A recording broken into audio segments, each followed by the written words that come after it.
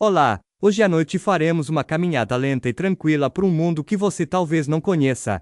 A vida modesta do antigo Davi, muito antes de reis e batalhas. Esta não é a história de grandes vitórias ou impérios arrebatadores, mas das colinas poeirentas de Belém, onde um jovem pastor aprendeu paciência, resistência e sobrevivência em uma terra moldada pelas lutas cotidianas. Então, antes de se acomodar, reserve um momento para curtir este vídeo e se inscrever. Mas somente se você aprecia o ritmo suave dos momentos mais tranquilos da história. E me diga nos comentários de onde você está assistindo e que horas são. É sempre reconfortante ver quem está participando dessa lenta jornada ao redor do mundo. Agora, diminua as luzes, talvez ligue uma brisa suave, e vamos mergulhar no mundo sutil e constante das vidas esquecidas da história. Quando você pensa em Davi, a figura icônica da história antiga, sua mente pode imediatamente visualizar o jovem pastor que derrotou Golias, o poderoso rei que uniu as tribos de Israel. Mas por trás da grandiosidade e dos contos conhecidos,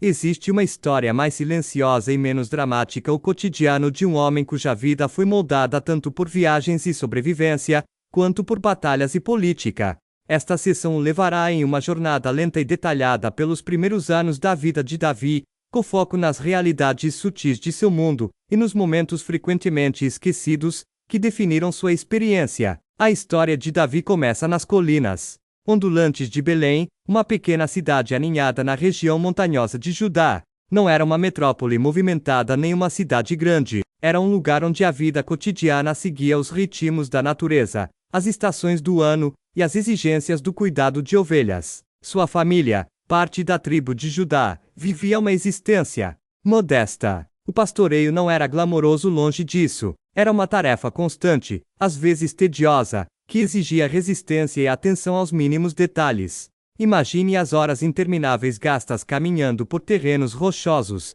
os olhos atentos à procura de predadores como lobos ou leões, a tarefa repetitiva de guiar o rebanho de pasto em pasto. Era uma vida medida em passos lentos, e na luz mutável do céu. O jovem David habituou-se à solidão dos campos. Ali, no silêncio, aprendeu paciência, resiliência e uma profunda ligação com a terra. Era uma estratégia de sobrevivência moldada pela necessidade. A sua família dependia das ovelhas para lã, leite e eventual venda, o que exigia cuidados constantes. O pastoreio era uma função que lhe exigia vigilância e cautela, sempre atento às ameaças, tanto naturais como humanas. Bandidos e animais selvagens eram perigos reais, e o terreno em si era muitas vezes implacável. A paisagem era pontilhada de cavernas e penhascos, locais onde David podia abrigar-se durante tempestades, ou descansar brevemente, antes de continuar a longa caminhada até as fontes de água. À medida que David amadurecia, seu papel na família e na comunidade evoluía.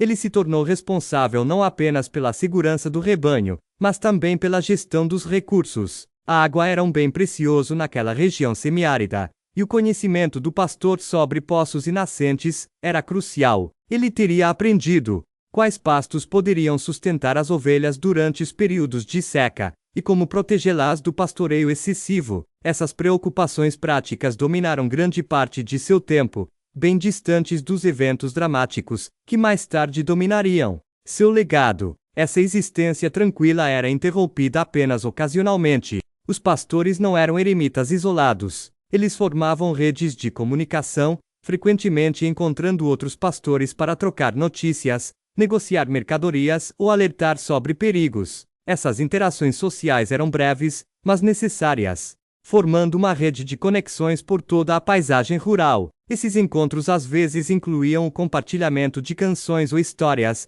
uma tradição que pode muito bem ter contribuído para a reputação posterior de David como músico e poeta. Mesmo que esses momentos fossem modestos e banais à primeira vista, a familiaridade de Davi com o terreno se provaria inestimável mais tarde. Seu conhecimento de cada caverna, cada caminho e cada poço de água lhe conferiu uma vantagem de sobrevivência que poucos possuíam. Essa relação íntima com a terra moldou sua identidade muito mais do que qualquer trono ou campo de batalha jamais poderia. No entanto, nessa fase de sua vida, nenhum dos grandes eventos históricos havia acontecido. Em vez disso, sua história foi de observação cuidadosa, resistência silenciosa e um acúmulo gradual das habilidades que o sustentariam. Este período inicial também revela muito sobre a sociedade em torno de Davi. Belém e suas aldeias vizinhas faziam parte de uma rede tribal frouxamente conectada. A governança era informal, e a justiça era frequentemente administrada por meio do direito consuetudinário, em vez de tribunais formais. A vida era comunitária, mas marcada por dificuldades. As pessoas eram agricultores, pastores e pequenos comerciantes, vivendo em casas simples de pedra e tijolos de barro, compartilhando o trabalho de cultivar azeitonas, figos e grãos. As práticas religiosas centravam-se em santuários locais e na adoração a Javé, mas os rituais eram frequentemente modestos, refletindo as preocupações cotidianas de sobrevivência, em vez de grandes declarações teológicas. Embora a vida posterior de Davi se entrelaçasse com intrigas políticas, guerras e reinados, este primeiro capítulo se distingue por sua normalidade. Os ritmos da vida cotidiana: acordar antes do amanhecer, cuidar dos rebanhos, consertar ferramentas, manter abrigos, eram a base de sua existência. É fácil ignorar esses aspectos, pois eles não se encaixam perfeitamente em narrativas heróicas. No entanto, foram precisamente eles que deram base a Davi e lhe permitiram sobreviver e se adaptar. Ao imaginar essa vida tranquila, vale a pena considerar a própria natureza da história.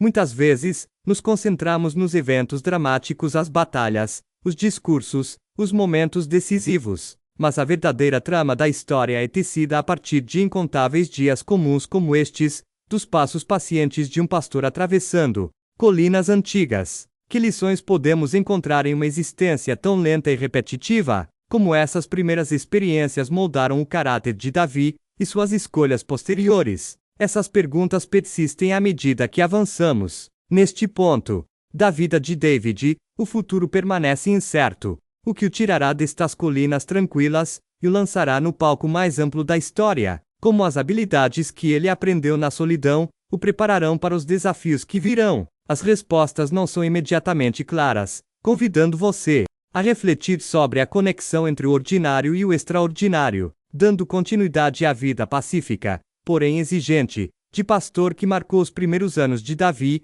Esta sessão explorará as mudanças graduais que começaram a tirá-lo dos campos tranquilos de Belém e a conduzi-lo a um mundo mais amplo de tensão política, convulsão social e desafios pessoais. Essas mudanças não foram marcadas por eventos repentinos e dramáticos, mas por um lento acúmulo de circunstâncias que remodelaram sua vida, muitas vezes de maneiras sutis, quase imperceptíveis. A transição de Davi de pastor, a figura de importância histórica, foi influenciada pelo ambiente instável do Antigo Oriente Próximo, durante o final da Idade do Bronze e o início da Idade do Ferro. O cenário geopolítico era fragmentado, com cidades-estados, tribos e reinos emergentes competindo por influência em todo o Levante. Essas lutas criaram uma corrente de incerteza que afetava a todos, de reis e generais a pastores e agricultores. Para Davi, isso significava viver em um mundo onde as lealdades mudavam com frequência, os recursos eram frequentemente escassos, e a sobrevivência exigia não apenas resistência física, mas também consciência política. Um dos fatores cruciais que afastaram Davi de sua vida pastoral foi sua crescente associação com o rei Saul, o primeiro monarca de Israel. O reinado de Saul foi caracterizado por suas próprias lutas e fracassos, marcado por sua instável permanência no poder e pelas tensões dentro do reino. A entrada de Davi na corte de Saul não foi imediata nem glamourosa. Começou com um modesto papel como músico e escudeiro, tarefas que envolviam atenção cuidadosa aos humores do rei, aos ritmos da vida na corte e ao delicado equilíbrio entre favor e desconfiança. A música, em particular, desempenhou um papel significativo. Pode parecer trivial hoje, mas nas cortes antigas, a música era mais do que entretenimento. Era um meio de influenciar o humor, uma maneira sutil de influenciar decisões e, às vezes, até mesmo uma forma de cura. As habilidades de Davi com a lira supostamente acalmavam Saul durante crises de angústia, ilustrando como as artes estavam interligadas ao poder e à política. Esse papel conferia a Davi uma posição íntima, porém discreta, dentro do palácio, permitindo-lhe observar as complexas interações entre nobres, sacerdotes e guerreiros. Paralelamente às suas funções musicais, a experiência de Davi como guerreiro começou a tomar forma. A famosa história de Davi e Golias, frequentemente apresentada como um único momento heróico, na verdade reflete um período mais longo de engajamento militar e pensamento estratégico. A familiaridade de Davi com o terreno, adquirida em seus dias como pastor, lhe conferiu uma vantagem em táticas de guerrilha e reconhecimento, habilidades altamente valorizadas na guerra irregular comum na região. Sua ascensão militar foi gradual e marcada por uma série de pequenos sucessos calculados, em vez de vitórias arrebatadoras. O papel crescente de Davi inevitavelmente gerou tensões na corte. O rei Saul, outrora um benfeitor,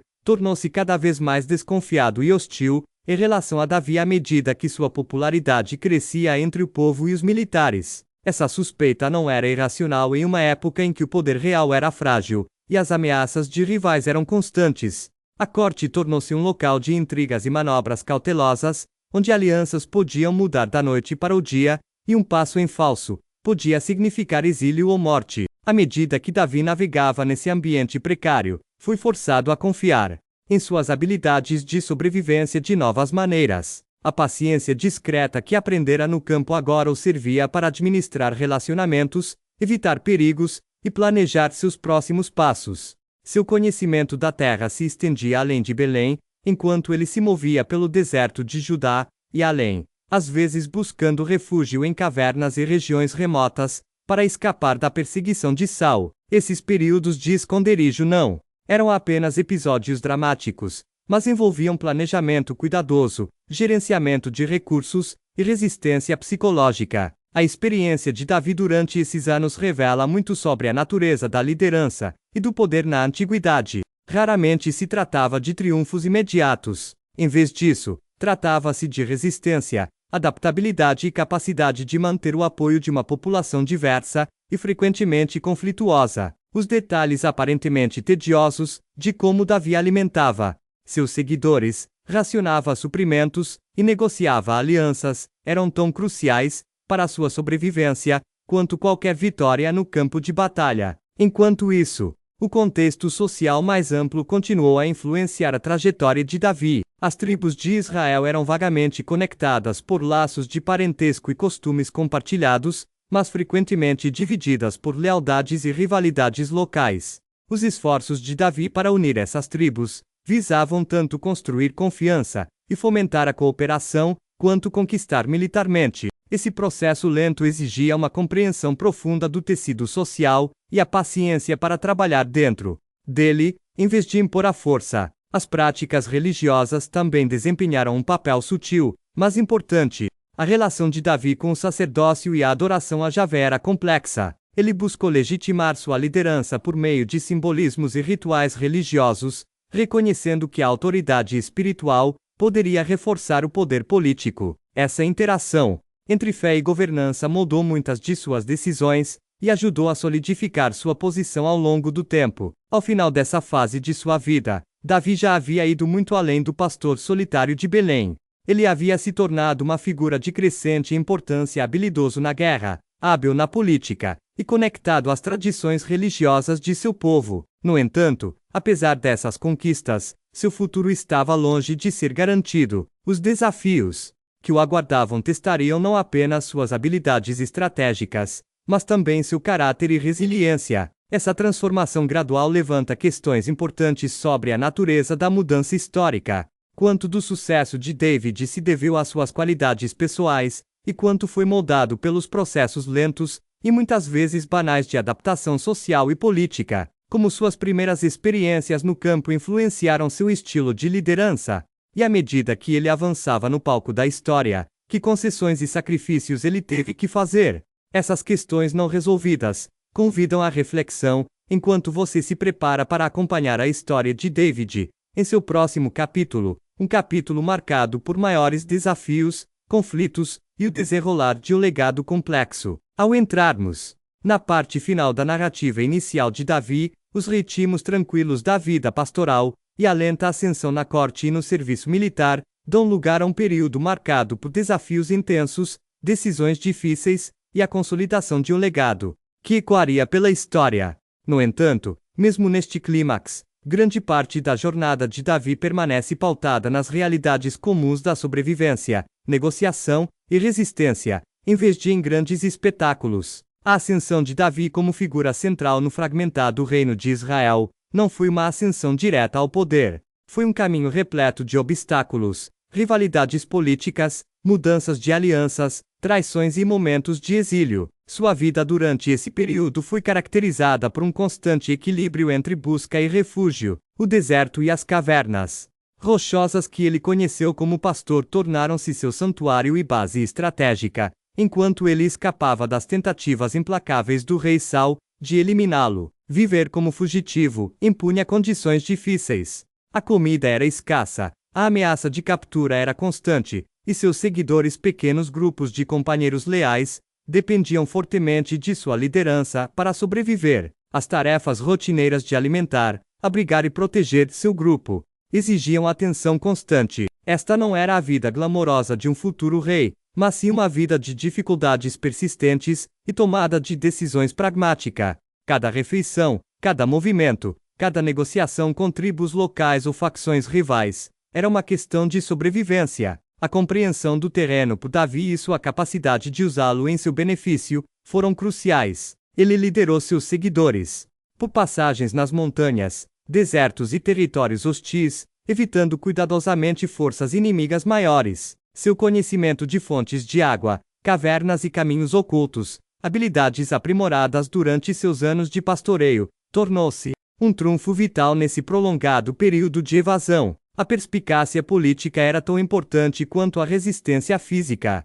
Davi forjou alianças com alguns grupos, às vezes pagou tributos, ou negociou tréguas com outros, e sabia quando recuar e quando avançar. Essas manobras eram frequentemente sutis, e envolviam interações complexas com outros líderes, tribais, e figuras políticas emergentes. Embora a narrativa bíblica destaque momentos de confronto e resgate dramático, a realidade subjacente era um processo prolongado de manutenção de redes frágeis de apoio e sobrevivência. Apesar do perigo, a reputação de Davi cresceu constantemente. Seus seguidores admiravam não apenas sua habilidade militar, mas também sua capacidade de inspirar lealdade e esperança. Os aspectos práticos da liderança, distribuir recursos escassos de forma justa, resolver disputas e manter o moral, eram cruciais para manter seu grupo unido.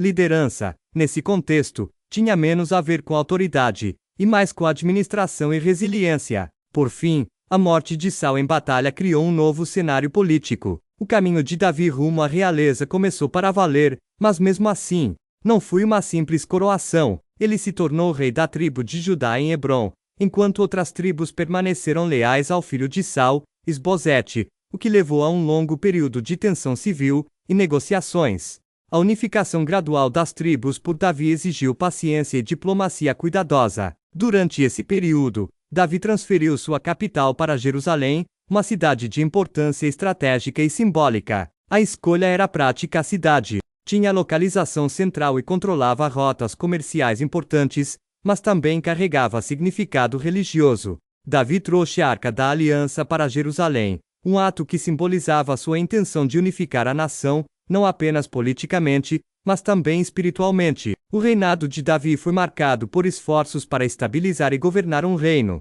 fragmentado. A administração envolvia o estabelecimento de sistemas de tributação, justiça e organização militar. Essas funções não eram glamorosas, mas essenciais para manter a ordem e sustentar a população. Os detalhes desses esforços administrativos são menos celebrados, mas fornecem insights sobre como um reino emergente administrava as complexas realidades da governança. As últimas décadas da vida de David também envolveram lutas pessoais e familiares, incluindo conflitos com os filhos e disputas internas pela sucessão. Esses desafios revelaram as vulnerabilidades inerentes à consolidação do poder e as dificuldades de conciliar o dever público com as relações privadas. Refletir sobre a vida de Davi neste contexto mais amplo revela muito sobre liderança histórica. Sua história não é apenas de heroísmo em campos de batalha ou simbolismo religioso, mas também de persistência diante da adversidade, paciência estratégica e o trabalho muitas vezes monótono, mas vital, de administrar um povo e um território.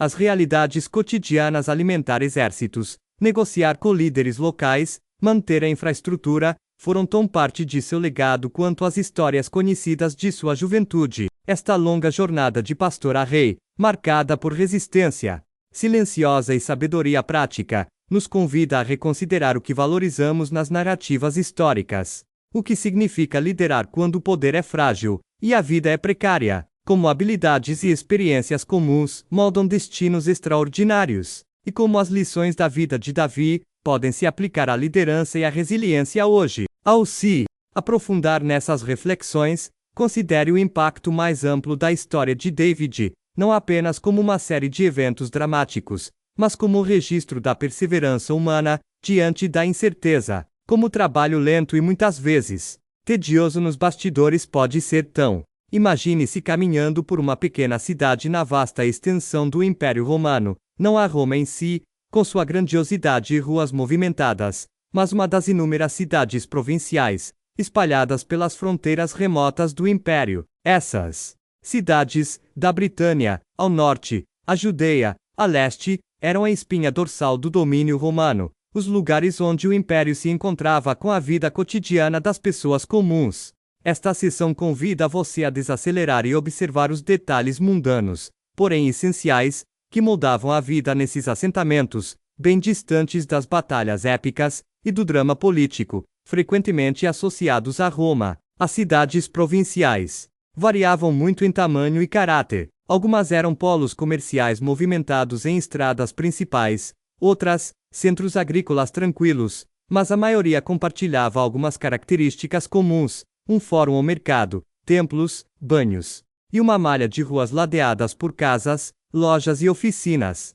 Os edifícios eram frequentemente simples, construídos com pedra ou tijolo local, com telhados de madeira modestos, em comparação com os monumentos de mármore da capital, mas robustos e funcionais. A vida nessas cidades girava em torno da rotina. O dia começava cedo, já que a maioria dos moradores dependia da luz do dia para trabalhar. Os agricultores levavam seus produtos ao mercado, os artesãos abriam suas oficinas, e os comerciantes montavam barracas vendendo de tudo, de cerâmica a tecidos. Ouvia-se o barulho de carroças de madeira, o murmúrio baixo de conversas em latim ou na língua local, e, ocasionalmente, o latido de um cachorro. A água era um recurso essencial. Muitas cidades tinham aquedutos ou poços, mas o acesso era irregular. Fontes públicas serviam como pontos de encontro, especialmente para as mulheres que carregavam água de volta para suas casas. Os banhos eram centros sociais, não apenas locais de higiene, mas também de conversa e relaxamento. Os balneários tinham horários para acomodar diferentes grupos, e sua manutenção era uma preocupação constante para as autoridades municipais. A comida era simples e sazonal. Pão, azeitonas, queijo e vinho constituíam a base da alimentação, complementados por vegetais, leguminosas e, ocasionalmente, carne. Métodos de conservação como salga e secagem eram cruciais em tempos de escassez de alimentos frescos. O cozimento era tipicamente feito em pequenas lareiras dentro das casas, ou em fornos comunitários. A vida social era estruturada, porém informal. Os habitantes da cidade se conheciam pelo nome, compartilhando notícias, fofocas e apoio. Festivais religiosos e feiras locais quebravam a monotonia, proporcionando momentos de celebração comunitária, embora muitos rituais fossem modestos, misturando costumes romanos com tradições indígenas. O trabalho era fisicamente exigente e frequentemente repetitivo.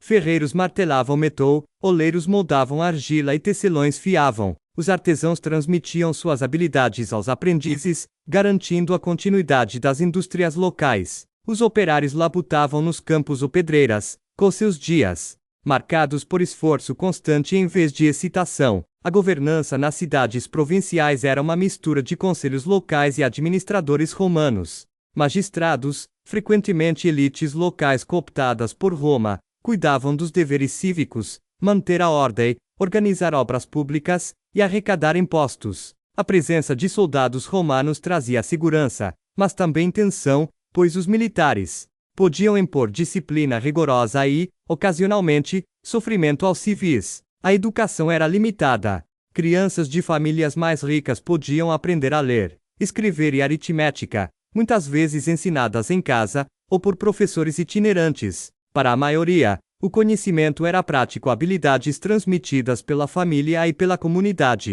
Em vez de educação formal, doenças e saneamento eram preocupações constantes. As cidades eram superlotadas, e o descarte de lixo era rudimentar. Surtos de doenças podiam atingir populações sem aviso prévio, e o atendimento médico era uma mistura de remédios populares, tratamentos com ervas e práticas médicas antigas, documentadas por médicos romanos. Ao se imaginar nesta cidade provinciana, considere a resiliência necessária para manter a vida cotidiana em meio a essas condições. As rotinas podem parecer monótonas ou monótonas, mas sustentaram os alicerces do império. Sem o trabalho de fazendeiros, artesãos e comerciantes, as grandes ambições de Roma teriam ruído. Como era ser um rosto anônimo nessa multidão? Como as pessoas comuns encontravam significado e continuidade na lenta passagem dos dias? As respostas estão escondidas nos pequenos detalhes: a maneira como uma família compartilhava uma refeição, como um artesão consertava uma ferramenta quebrada ou como os vizinhos se apoiavam mutuamente nas dificuldades.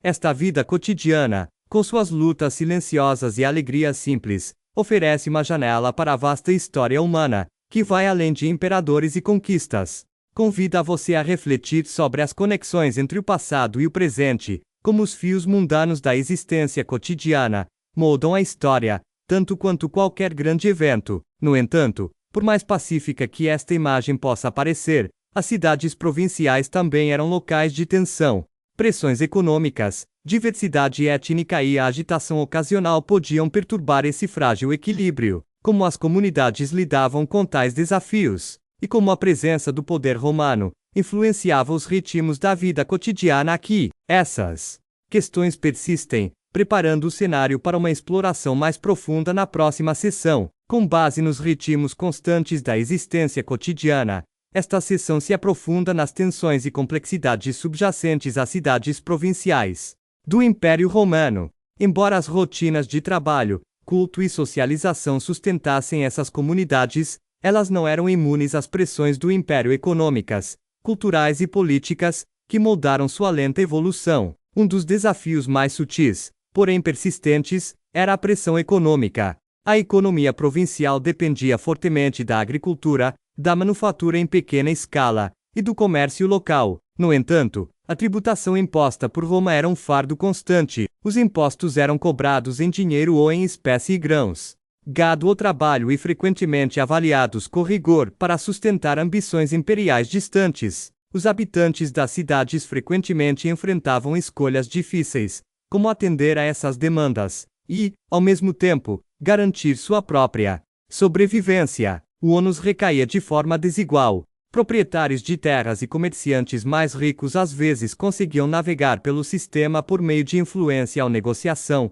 mas camponeses e artesãos frequentemente suportavam o peso. Algumas famílias podiam perder suas terras ou negócios por incapacidade de pagar, criando um processo lento, mas constante, de mudança social e, às vezes, ressentimento. Os cobradores de impostos eram amplamente odiados, vistos tanto como agentes do império, quanto como aproveitadores oportunistas. Culturalmente, as cidades provinciais eram locais de intersecção. Os costumes, a língua e as leis romanas se misturavam. As tradições locais, criando uma identidade híbrida. A vida pública frequentemente incluía jogos, banhos e festivais ao estilo romano, mas muitas práticas nativas persistiam, especialmente nas esferas privada e religiosa. Essa mistura raramente era uniforme. Conflitos podiam surgir em relação à língua, à observância religiosa, ou à governança local. A diversidade religiosa era notável. Templos dedicados a deuses romanos coexistiam com santuários dedicados a divindades indígenas. Em algumas áreas, as primeiras formas de cristianismo começaram a se enraizar, acrescentando outra camada à complexa paisagem espiritual. Os festivais religiosos eram ocasiões tanto de união quanto de tensão, à medida que crenças divergentes competiam por influência. A presença de soldados romanos contribuiu para essa complexidade. Guarnições estacionadas nas cidades ou perto delas forneciam segurança e estimulavam as economias locais por meio da demanda por bens e serviços. No entanto, os soldados eram forasteiros, muitas vezes vivendo separadamente e sujeitos aos seus próprios códigos. Suas interações civis variavam de trocas comerciais benéficas a explorações ou conflitos ocasionais. A disciplina dentro das Forças Armadas era rigorosa, e deserções ou conflitos podiam se transformar em distúrbios locais. As hierarquias sociais eram rígidas, mas não totalmente estáticas. Famílias de elite controlavam grande parte da riqueza e da governança, mas comerciantes ambiciosos ou artesãos habilidosos podiam melhorar seu status com o tempo. Alianças matrimoniais, clientelismo e serviço público eram ferramentas para a mobilidade social. No entanto, a maioria vivia modestamente, com oportunidades limitadas de ascensão. A educação e a alfabetização permaneceram limitadas a uma minoria. Ainda assim, registros escritos, como inscrições locais, grafites e documentos municipais, revelam um discurso público vibrante. As pessoas expressavam opiniões, registravam eventos e administravam questões jurídicas por meio da escrita, demonstrando o envolvimento com a vida administrativa da cidade. Os desafios de saúde e saneamento persistiam. A gestão de resíduos era básica e surtos de doenças podiam perturbar a vida cotidiana. O conhecimento médico era uma mistura de experiência prática e tradição herdada. As medidas de saúde pública eram rudimentares, mas casas de banho e fontes de água limpa desempenhavam papéis importantes na manutenção do bem-estar da comunidade. Apesar dessas pressões, as cidades provinciais demonstraram resiliência. As comunidades se adaptaram às mudanças por meio de trabalho cooperativo, práticas religiosas compartilhadas e estruturas de governança local. Os mercados permaneceram como centros de atividade social e econômica, e as famílias mantiveram fortes redes de apoio mútuo. As negociações lentas e muitas vezes invisíveis entre as populações locais e as autoridades imperiais moldaram o caráter dessas cidades. Como as pessoas conciliavam a aceitação do domínio romano com a preservação de suas tradições, como as dificuldades econômicas influenciavam a coesão social, e como essas vidas provinciais contribuíram para o legado duradouro do Império Romano. Ao refletir sobre essas questões, os detalhes comuns, os degraus desgastados de um mercado, as inscrições desbotadas na parede de um templo, o brilho de uma vela em uma casa modesta, ganham novo significado. São vestígios de vidas vividas de forma silenciosa, mas significativa, em meio à vasta maquinaria do Império. Esse olhar mais profundo prepara o cenário para a sessão final, onde exploraremos exemplos específicos de resiliência, conflito e adaptação que definiram a vida provincial, revelando as histórias humanas por trás do registro histórico. Ao concluirmos nossa exploração da vida cotidiana nas cidades provinciais do Império Romano, voltamos nossa atenção para os momentos em que rotina e resiliência se cruzavam com conflitos, mudanças e adaptações. Essas cidades não eram relíquias estáticas, mas lugares dinâmicos onde pessoas comuns navegavam pelos desafios do Império e das circunstâncias locais, moldando a história por meio de seus esforços persistentes, muitas vezes despercebidos. Um exemplo disso vem da cidade de Pompeia, congelada no tempo pela erupção do Monte Vesúvio em 79 d. Código. Embora famosa pelo evento catastrófico, as ruas, casas e artefatos preservados de Pompeia revelam a experiência vivida por uma cidade provinciana antes do desastre. A disposição de suas lojas, padarias e tavernas demonstra uma comunidade profundamente engajada no comércio e na interação social. Grafites em suas paredes oferecem insights sinceros sobre preocupações cotidianas, amor, política, insultos, mostrando que por trás da grandeza do império havia histórias muito humanas. Em outros lugares, na província da Britânia,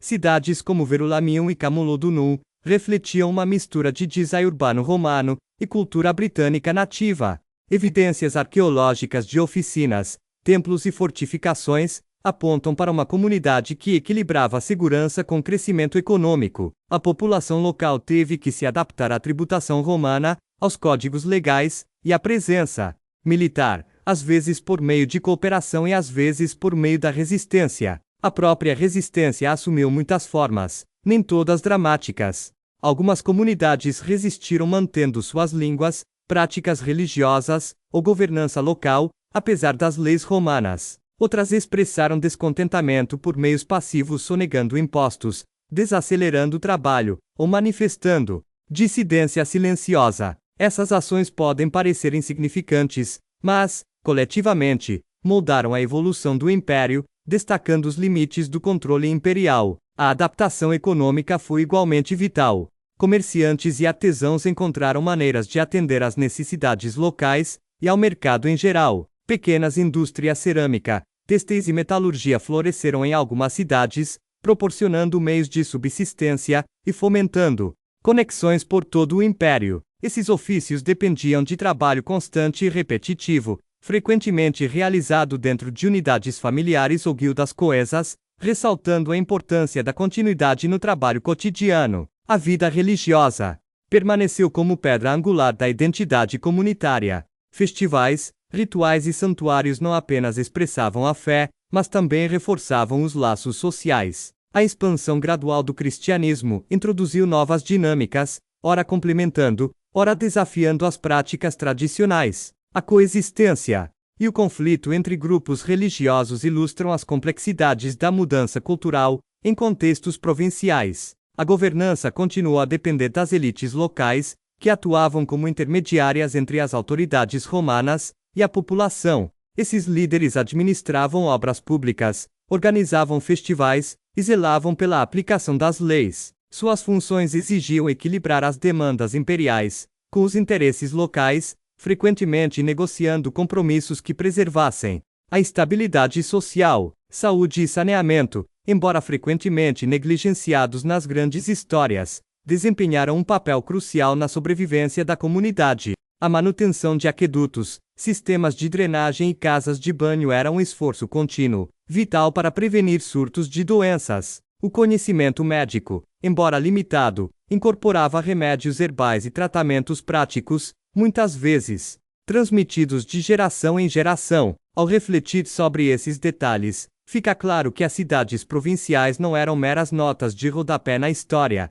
mas comunidades vivas, onde pessoas comuns moldavam seu mundo por meio da perseverança e da adaptação. Suas histórias nos lembram que a história não se faz apenas em palácios e campos de batalha, mas também em mercados, lares e oficinas. Essa constatação convida a uma reflexão mais ampla. Como valorizamos as partes chatas da história? O trabalho constante, as lutas cotidianas, os pequenos atos de resiliência. Que lições isso nos traz para a compreensão das complexidades das sociedades humanas, do passado e do presente? No caso das cidades provinciais romanas, sua resistência e transformação gradual sob o domínio imperial destacam a interação entre poder e vida cotidiana. Elas mostram como as pessoas, mesmo sob autoridade distante, mantinham a autonomia, a cultura e a comunidade. Ao encerrar este capítulo, considere como suas próprias rotinas diárias, conexões e pequenos atos de persistência contribuem para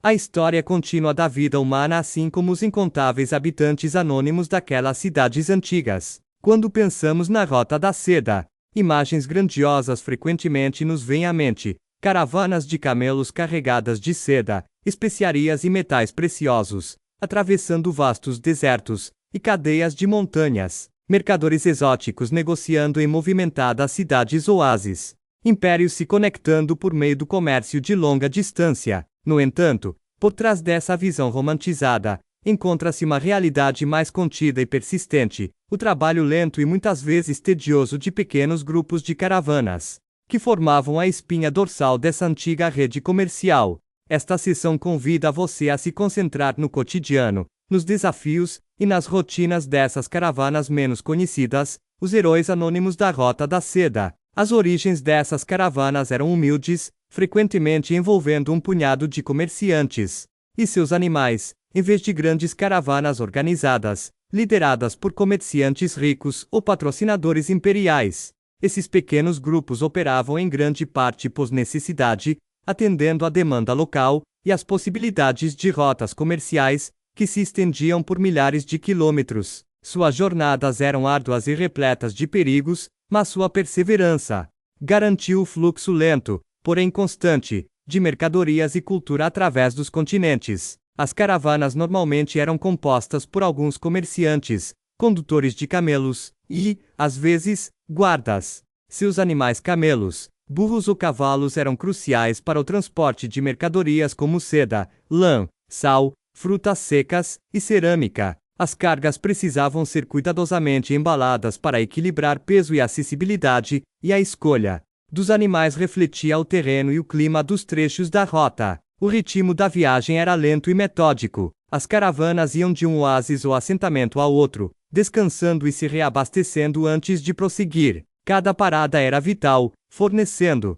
água fresca, forragem para os animais e oportunidades de comércio ou escambo local. Esses assentamentos eram frequentemente pequenos, pouco maiores que aglomerados de construções de tijolos de barro ou tendas, mas formavam uma rede de apoio essencial para a sobrevivência em ambientes hostis. A vida na estrada envolvia longas horas de caminhada ou cavalgada, exposição a condições climáticas extremas e a constante ameaça de bandidos ou tribos hostis. As exigências físicas eram enormes, exigindo resistência e gestão cuidadosa dos recursos. Os camelos, valorizados por sua capacidade de carregar cargas pesadas e sobreviver sem água por dias, eram companheiros indispensáveis, mas também exigiam cuidados constantes. Além da jornada física, os membros da caravana desenvolveram rotinas sociais complexas, compartilhavam refeições, contavam histórias e mantinham tradições que proporcionavam conforto em meio ao isolamento. A confiança era crucial não apenas entre os membros da caravana, mas também com as comunidades locais encontradas ao longo do caminho. O comércio dependia tanto da reputação quanto das mercadorias, e uma única traição podia significar um desastre. As próprias mercadorias contam uma história de conexão e adaptação. A seda, por exemplo, não era apenas um tecido de luxo, mas um símbolo de status e intercâmbio cultural. Especiarias e corantes viajavam junto com itens práticos, como ferramentas e tecidos, entrelaçando economias distantes. O lento movimento de mercadorias refletia a difusão gradual de ideias, tecnologias e crenças religiosas. Essas pequenas caravanas eram frequentemente ofuscadas por expedições maiores, patrocinadas pelo Estado, ou por famosas cidades comerciais. No entanto, se o papel era fundamental, elas mantinham a continuidade do comércio, comatavam lacunas culturais e sustentavam o sustento de inúmeras comunidades ao longo da rota. Suas histórias revelam o elemento humano por trás da grande narrativa da Rota da Seda: resiliência, engenhosidade e a persistência silenciosa de vidas comuns. Ao mesmo tempo, essas caravanas operavam dentro de um sistema frágil. Obstáculos naturais como desertos, montanhas e rios representavam desafios constantes. Instabilidade política, alianças instáveis e controles de fronteira adicionavam camadas de complexidade. Como esses pequenos grupos navegaram por tamanha incerteza? Que estratégias desenvolveram para sobreviver e prosperar? Ao refletirmos sobre essas questões, fica claro que a Rota da Seda não foi um fenômeno único e dramático, mas um mosaico de inúmeras pequenas jornadas, cada uma contribuindo para uma rede de trocas que atravessava continentes. A mais humilde caravana, movendo-se lenta e firmemente, era tão essencial quanto a mais grandiosa procissão. Essa perspectiva mais lenta e silenciosa da Rota da Seda convida à reflexão sobre o valor da persistência e a interconexão do esforço humano ao longo do tempo e do espaço. Sugere que as histórias mais duradouras da história podem residir não em eventos espetaculares, mas nas ações repetitivas e frequentemente ignoradas de pessoas comuns, partindo dos ritmos lentos e constantes da vida em pequenas caravanas. Esta sessão explorará como esses grupos humildes se adaptaram aos desafios imprevisíveis da Rota da Seda, moldaram as economias locais e se inseriram na complexa trama política e cultural das regiões que atravessaram. Apesar da extensão aparentemente infinita de deserto e montanhas, a Rota da Seda era pontilhada de pontos de referência vitais, oásis, caravansarais e pequenas cidades que funcionavam como centros logísticos. Essas paradas eram essenciais para descanso, reabastecimento e negociações comerciais. Para pequenas caravanas, a escolha e o momento dessas paradas eram decisões cruciais, que podiam significar a diferença entre o sucesso e o desastre. Caravanserais, hospedarias fortificadas dispostas em intervalos regulares, ofereciam abrigo, água e alimento tanto para comerciantes quanto para animais. Sua importância é inegável. Sem esses refúgios seguros, a jornada teria sido muito mais perigosa. Eles também serviam como centros de intercâmbio cultural, onde notícias, línguas e ideias se misturavam com mercadorias. Para caravanas menores, a comunidade formada dentro dessas muralhas proporcionava um alívio temporário do isolamento e dos perigos da estrada. A segurança era uma preocupação constante. O banditismo prosperava em regiões menos controladas, e a fragmentação política frequentemente significava que a aplicação da lei era inconsistente. Caravanas menores, sem o número e o armamento de expedições maiores, frequentemente dependiam de alianças locais ou pagavam tributos para passar com segurança. Esses arranjos exigiam habilidades diplomáticas e conhecimento local, habilidades adquiridas ao longo de anos de viagens e interação. Mudanças políticas ao longo da Rota da Seda criaram complicações adicionais. Impérios ascenderam e caíram, fronteiras se moveram, e tarifas foram alteradas. Os comerciantes das caravanas precisavam ser hábeis em navegar por esse cenário mutável, mantendo a neutralidade sempre que possível, e cultivando relacionamentos com uma variedade de governantes e líderes locais. Essas manobras políticas sutis eram tão importantes quanto qualquer negociação sobre mercadorias. Os bens comerciais refletiam as especialidades locais e as demandas regionais. Por exemplo, cavalos da Ásia Central eram valorizados por sua resistência e velocidade. A seda da China era cobiçada em toda a Eurásia. Especiarias da Índia viajavam para o oeste, e artigos de vidro do Mediterrâneo encontravam novos mercados no leste. A carga de cada caravana era uma seleção cuidadosamente considerada, adaptada às preferências e realidades econômicas de seu destino. As caravanas também desempenharam um papel fundamental na disseminação de ideias religiosas e culturais. Monges budistas, cristãos nestorianos, zoroastrianos e, mais tarde, muçulmanos, utilizaram essas rotas para alcançar comunidades distantes. Alguns se juntaram às caravanas em busca de proteção e apoio, enriquecendo ainda mais os intercâmbios culturais que ocorriam. Os pequenos grupos de caravanas tornaram-se, assim, condutores de jornadas materiais e espirituais. A vida na estrada exigia constante adaptação. As mudanças climáticas sazonais ditavam os horários das viagens. Por exemplo, as caravanas evitavam atravessar passagens de montanha no inverno devido à neve e ao risco de avalanches. Elas planejavam rotas em torno de fontes de água conhecidas, programando suas viagens para coincidir com festivais ou dias de mercado em cidades importantes, maximizando as oportunidades comerciais. Os membros da caravana desenvolveram tradições para sustentar o moral. Canções, orações e contação de histórias eram comuns,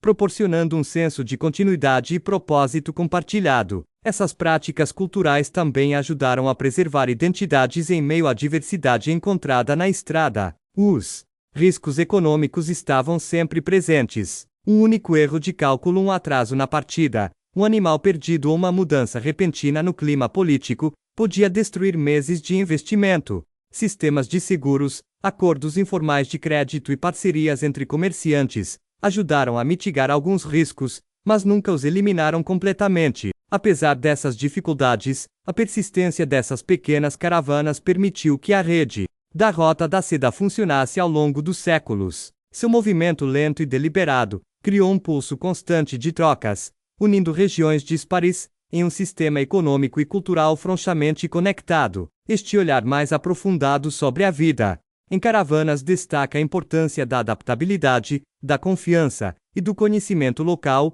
para sustentar o comércio de longa distância. Como esses pequenos grupos mantiveram a coesão e a resiliência em meio à incerteza? Que lições sua experiência pode oferecer sobre a natureza da conectividade econômica e cultural? À medida que nos preparamos para passar para a sessão final, essas questões convidam à reflexão sobre a notável resistência das pessoas comuns na formação de uma das redes comerciais mais significativas da história. Nesta sessão final, exploramos o ponto culminante da lenta jornada da humilde caravana pela Rota da Seda, seu impacto nas paisagens econômicas, culturais e políticas da Eurásia, e o legado deixado por esses agentes da história, muitas vezes esquecidos. Quando a Rota da Seda se tornou uma vasta rede que se estendia da China ao Mediterrâneo, as caravanas menores tornaram-se fios vitais, em uma complexa trama de trocas. Seu papel não era apenas transportar mercadorias, mas também levar conhecimento, costumes e inovações, que moldaram as sociedades ao longo da rota. O efeito importante dessas caravanas foi a integração gradual de economias diversas. Pequenos comerciantes conectaram produtores rurais com mercados urbanos, criando demanda por artesanato e produtos agrícolas locais. Esse processo estimulou a especialização e o desenvolvimento de novas indústrias adaptadas ao comércio de longa distância.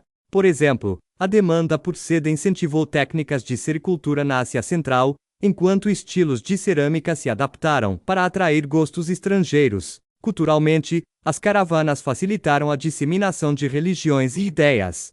Escrituras budistas viajaram da Índia para a China, o cristianismo nestoriano encontrou raízes na Ásia Central, e as práticas islâmicas se espalharam por rotas posteriores. Essas trocas eram frequentemente lentas e sutis, ocorrendo por meio de contato pessoal, histórias compartilhadas, e da integração de comunidades em caravanserais e cidades mercantis. Politicamente, a presença dessas redes comerciais influenciava as dinâmicas de poder. Os governantes locais reconheciam os benefícios econômicos e buscavam proteger as rotas das caravanas, às vezes investindo em infraestrutura como estradas, fortes e estações de passagem. Em outras ocasiões, o controle sobre as rotas comerciais tornava-se fonte de conflito, levando a alianças instáveis e, ocasionalmente, a guerras. As histórias humanas por trás desses movimentos foram frequentemente marcadas por resiliência e adaptabilidade. As caravanas enfrentaram desastres naturais,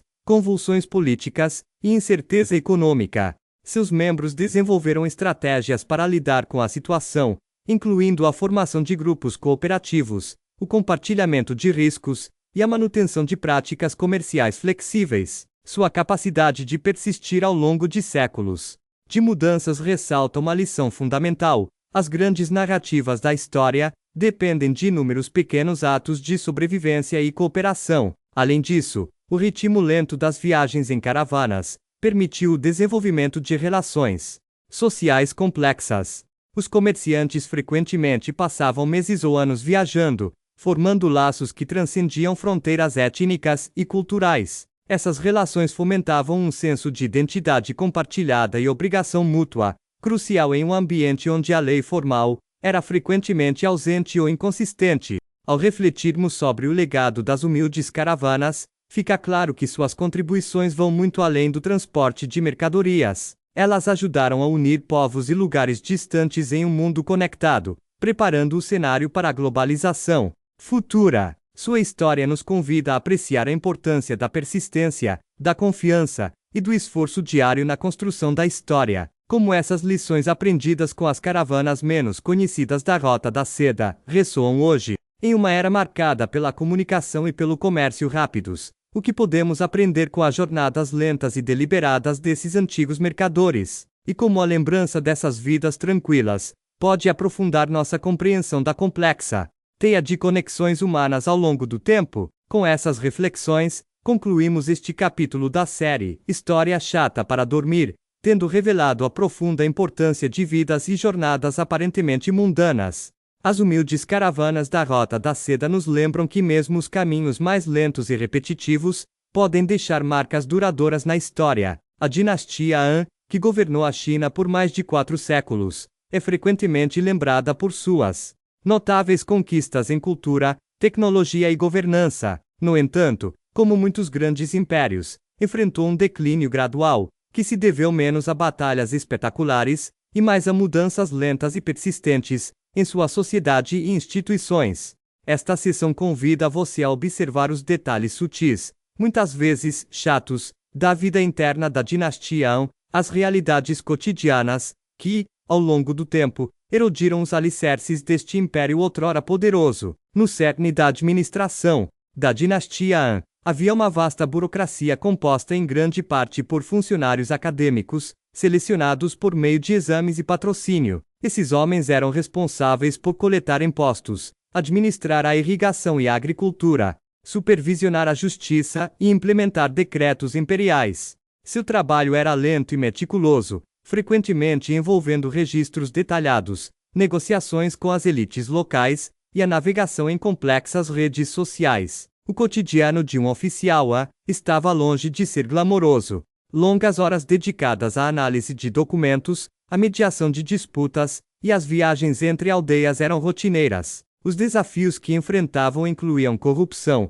resistência local e a enorme escala de governar milhões de pessoas espalhadas por vastos territórios. Essas tarefas administrativas mundanas, embora não dramáticas, eram cruciais para manter a ordem e o fluxo de recursos. Enquanto isso, a população rural, que constituía a maioria, vivia sob pesados fardos. Os camponeses estavam sujeitos a impostos sobre a terra, serviço militar obrigatório e recrutamento militar. A agricultura exigia muita mão de obra e dependia de padrões climáticos e sistemas de irrigação imprevisíveis. Quebras de safra podiam levar à fome, deslocamento e agitação social. A lentidão do plantio, da colheita e do pagamento de impostos moldava o ritmo de vida da maioria das pessoas. A estratificação social aprofundou-se com o tempo. Ricos proprietários de terras expandiram suas propriedades, muitas vezes absorvendo as terras de pequenos agricultores que se endividaram. Essa concentração da propriedade da terra aumentou a desigualdade econômica e reduziu a base tributária. Muitos camponeses despossuídos tornaram-se arrendatários ou migraram para cidades em busca de trabalho como artesãos ou operários. A própria corte imperial era um local de intrigas e facções. Disputas de poder entre eunucos, famílias consorte e funcionários acadêmicos geravam instabilidade. Esses conflitos desviavam a atenção da governança eficaz e enfraqueciam a autoridade central. Apesar dos esforços de reforma, essas divisões internas persistiam e minavam a capacidade da dinastia de responder a ameaças externas. A vida religiosa e filosófica durante esse período também sofreu mudanças. O confucionismo permaneceu dominante na ideologia estatal, enfatizando a hierarquia, o dever e a harmonia social. No entanto, as crenças populares, o taoísmo e os movimentos religiosos emergentes ofereceram visões alternativas, especialmente em tempos de crise. Essas correntes espirituais frequentemente proporcionavam consolo à população sofredora, mas também complicavam a ordem social. Infraestruturas como estradas, canais e celeiros exigiam manutenção constante. A negligência, ou a destruição, dessas instalações, devido à negligência ou à guerra, prejudicava o comércio e a distribuição de alimentos. Tais falhas tinham efeitos em cascata, agravando as dificuldades e minando a lealdade ao Estado. O lento declínio foi marcado por períodos de rebelião e agitação, muitas vezes desencadeados por queixas locais, mas ligados a questões estruturais mais amplas. Essas revoltas, embora significativas, foram sintomas, e não causas, do enfraquecimento do império. Ao refletir sobre essa lenta erosão, considere como as ações ou inações cotidianas de funcionários públicos, agricultores, comerciantes e governantes se combinaram para remodelar o curso da história. Como mudanças incrementais se acumulam para produzir transformações em larga escala. O que o declínio da dinastia Han nos ensina sobre a fragilidade de sistemas complexos. Essas questões permanecem em aberto, enquanto nos preparamos para explorar o próximo estágio desse longo e lento processo, revelando as histórias humanas mais profundas, por trás da queda de um império, dando continuidade ao lento desenrolar da estrutura interna da dinastia Han. Esta seção examina como a agitação social, as pressões econômicas e a fragmentação política se aprofundaram, acelerando o declínio da dinastia, de maneiras que tinham tanto a ver com lutas cotidianas, quanto com derrotas militares. No final do período Han, a distância entre a elite abastada e o povo comum aumentou drasticamente. Grandes propriedades, controladas por famílias aristocráticas e favoritos da corte, expandiram-se por meio da aquisição e consolidação de terras. Essas propriedades frequentemente operavam como unidades semi-autônomas, com arrendatários ou trabalhadores trabalhando a terra em condições precárias. Muitos pequenos proprietários, incapazes de pagar impostos ou dívidas, perderam suas propriedades e foram forçados à servidão ou à migração. Essa polarização econômica alimentou o ressentimento e contribuiu para a instabilidade social generalizada. As revoltas camponesas tornaram-se mais frequentes e intensas, muitas vezes desencadeadas por abusos locais ou escassez de alimentos. A mais famosa delas foi a Rebelião dos Turbantes Amarelos, que eclodiu no final do século II. D. Código. Embora a rebelião tenha sido finalmente reprimida, expôs as profundas fissuras dentro do império e esgotou os recursos imperiais. As tentativas de reforma do governo eram muitas vezes insuficientes e tardias. A corrupção entre os funcionários públicos era endêmica, com alguns aproveitando seus cargos para enriquecer em vez de servir ao público. A corte imperial era assolada por rivalidades entre facções eunucos,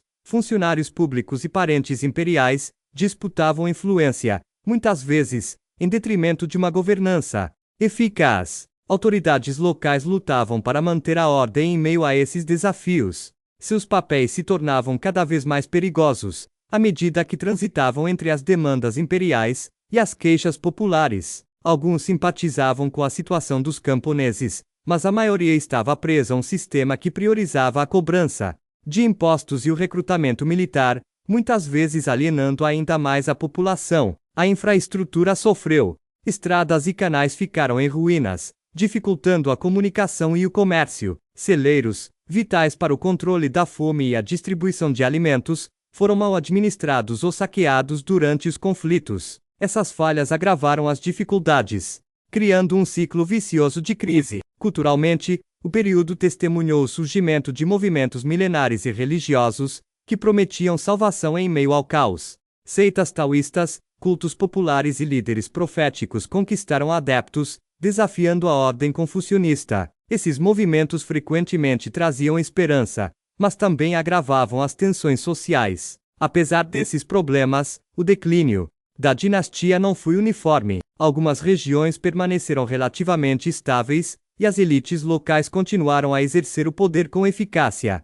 No entanto, o enfraquecimento da autoridade central permitiu a ascensão de senhores da guerra regionais, preparando o cenário para a fragmentação do império. Este período convida à reflexão sobre a interação entre o fracasso sistêmico e a experiência individual. Como as pessoas comuns resistiram quando as estruturas destinadas a apoiá-las vacilaram? Que escolhas as autoridades e as elites fizeram diante de demandas impossíveis? E como os lentos processos de mudança econômica e social culminaram em colapso político? Essas questões não resolvidas nos preparam para explorar os estágios finais do declínio da dinastia Han. Na próxima sessão, uma era marcada por mais fragmentação, conflito e o eventual fim da unidade imperial. À medida que nos aproximamos da fase final do declínio da dinastia Han, as pressões lentas e opressivas da disparidade econômica, das disputas políticas internas e da agitação social dão lugar à fragmentação e ao caos absolutos. Esta seção traça como os efeitos cumulativos de décadas, até mesmo séculos, de erosão interna culminaram no colapso do poder centralizado e no início de uma era turbulenta. No início do século III d. Código, senhores da guerra regionais exerciam controle crescente sobre vastos territórios. Esses líderes militares frequentemente mantinham seus próprios exércitos, cobravam impostos de forma independente e governavam com considerável autonomia. O governo central em Luoyang havia se tornado pouco mais do que uma autoridade simbólica, incapaz de fazer cumprir as leis ou mobilizar recursos de forma eficaz. A própria corte Han mergulhou na instabilidade. Os imperadores eram frequentemente marionetes de facções poderosas ou líderes militares, com o poder real residindo fora dos muros do palácio. Intrigas da corte, assassinatos e sucessões rápidas enfraqueceram a legitimidade da dinastia.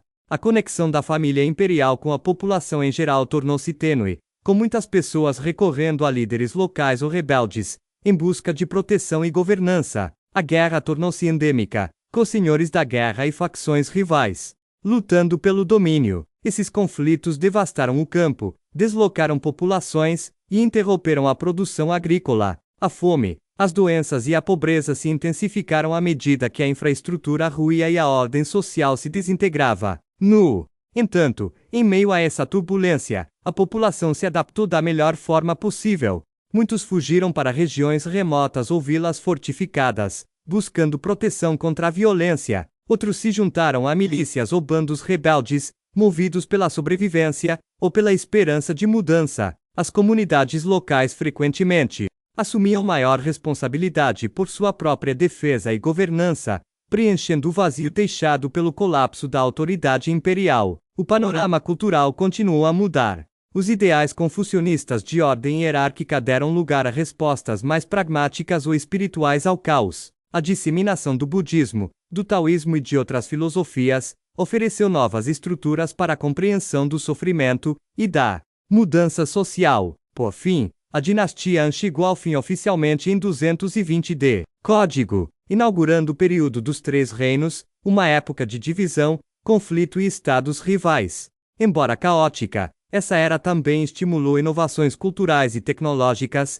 que influenciariam profundamente a história chinesa. Olhando para trás, o declínio da dinastia Han ilustra como processos lentos e frequentemente invisíveis. Desigualdade econômica, decadência administrativa, agitação social podem corroer até mesmo os impérios mais poderosos. Isso nos desafia a reconsiderar a natureza da mudança histórica, enfatizando a resistência, a adaptação e o impacto cumulativo das ações cotidianas. Como esse declínio longo e lento pode repercutir nos desafios contemporâneos enfrentados por sociedades complexas. O que a experiência Han pode nos ensinar sobre governança, coesão social e resiliência? Ao refletir sobre essas questões, lembre-se de que as maiores transformações da história frequentemente se desenrolam em etapas silenciosas e graduais, em vez de convulsões repentinas.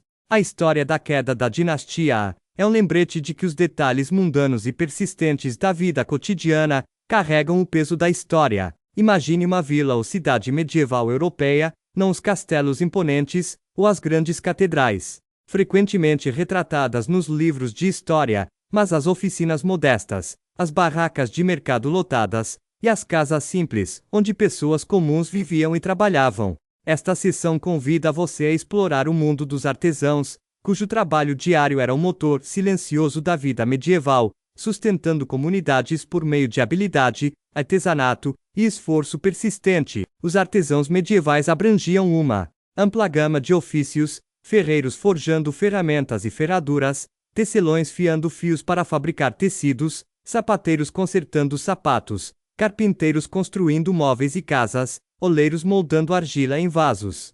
Seu trabalho era essencial, mas em grande parte invisível nas grandes narrativas de reis e guerras. Sem eles, a vida cotidiana seria paralisada. O treinamento de um artesão era um processo lento e metódico. A maioria começava como aprendiz, muitas vezes no início da adolescência, aprendendo o ofício sob a orientação de um mestre artesão. O aprendizado durava vários anos, durante os quais o jovem aprendiz absorvia não apenas habilidades técnicas, mas também disciplina, ética e redes sociais essenciais para o sucesso. Esse processo era rigidamente estruturado, projetado para garantir a qualidade e a continuidade do ofício. As oficinas eram geralmente espaços pequenos e lotados, repletos de ferramentas, matérias-primas e produtos inacabados. O ar costumava estar carregado de poeira, fumaça ou cheiro de madeira e metal. A luzinha de janelas estreitas ou de velas bruxuleantes. Ali, os artesãos trabalhavam longas horas, muitas vezes do amanhecer ao anoitecer, produzindo de tudo, desde utensílios domésticos a itens decorativos. A vida econômica dos artesãos estava intimamente ligada aos mercados e comunidades locais. Eles vendiam seus produtos em feiras semanais, dias de mercado ou em lojas locais. O sucesso dependia da reputação, qualidade, confiabilidade e negociação justa eram vitais. Guildas, surgindo em muitas cidades, forneciam organização, proteção e regulamentação para os artesãos, estabelecendo padrões de trabalho e preços. O status social dos artesãos era complexo. Embora geralmente considerados plebeus, os artesãos qualificados frequentemente desfrutavam de respeito e influência em suas comunidades. Alguns membros de guildas podiam adquirir propriedades, participar da governança da cidade e apoiar instituições de caridade ou religiosas. Seu trabalho os conectava intimamente com os ritmos e necessidades da vida cotidiana. A cultura material criada pelos artesãos moldou não apenas a existência prática, mas também a identidade social e cultural. Roupas, ferramentas, utensílios domésticos e arte refletiam estilos, recursos e tradições locais. Esses objetos carregavam significados, símbolos e valores intrínsecos à estrutura da sociedade medieval. Os desafios eram constantes: concorrência, demanda flutuante, escassez de materiais e convulsões políticas afetavam os meios de subsistência dos artesãos. Pragas periódicas, fomes e guerras interrompem a produção e o comércio. Mesmo assim, os artesãos se adaptaram, inovaram e perseveraram, contribuindo para a resiliência das comunidades medievais. A vida religiosa se entrelaçava com o artesanato. Muitos artesãos produziam itens para igrejas castiçais, vestimentas, esculturas, enquanto guildas frequentemente mantinham capelas e organizavam festivais. O artesanato era, às vezes, visto como uma forma de devoção, combinando habilidade prática com propósito espiritual. Ao imaginar essas oficinas e barracas de mercado, considere a paciência, a habilidade e a rotina necessárias para sustentar este mundo. Os detalhes chatos, afiar ferramentas, tecer fios repetidamente, moldar cuidadosamente o barro eram os alicerces da vida e da economia medievais. O que o trabalho diário desses artesãos esquecidos pode nos ensinar sobre criatividade, comunidade e sobrevivência humanas? Como seu trabalho constante influenciou as correntes mais amplas da história? Essas questões preparam o cenário para uma exploração mais profunda do artesanato e da comunidade medievais na próxima sessão, com base nas rotinas diárias dos artesãos medievais. Esta sessão se aprofunda nas estruturas sociais, nos desafios econômicos e no significado cultural que moldaram suas vidas e trabalho, revelando como esses artesãos e artesãs navegaram em um mundo definido, tanto pela tradição quanto pela mudança. As guildas, as principais instituições que regulavam a vida dos artesãos, eram fundamentais para manter a qualidade e a justiça nos ofícios. Essas organizações funcionavam não apenas como associações comerciais, mas também como redes sociais e entidades políticas. A filiação oferecia proteção contra a concorrência externa, acesso a recursos compartilhados, como oficinas, ou ferramentas, e oportunidades de ascensão social.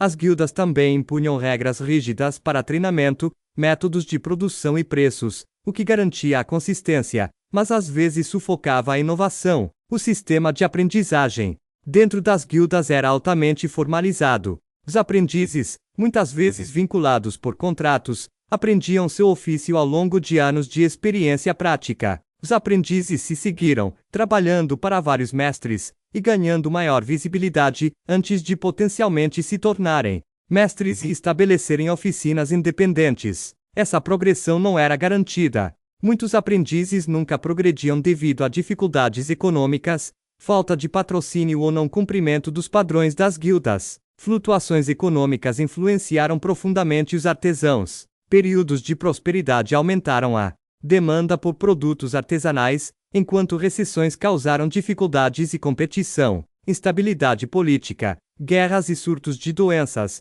como a peste negra, impactaram drasticamente tanto a oferta quanto a demanda. Durante as pestes, oficinas às vezes fechavam, aprendizados eram interrompidos, e a perda populacional alterava a dinâmica do trabalho, ocasionalmente conferindo aos trabalhadores sobreviventes maior poder de barganha. Apesar desses desafios, os artesãos desempenhavam papéis fundamentais nas economias urbanas. As cidades dependiam de seus produtos para a vida cotidiana e para a exportação, fomentando redes comerciais que conectavam a produção local aos mercados regionais. As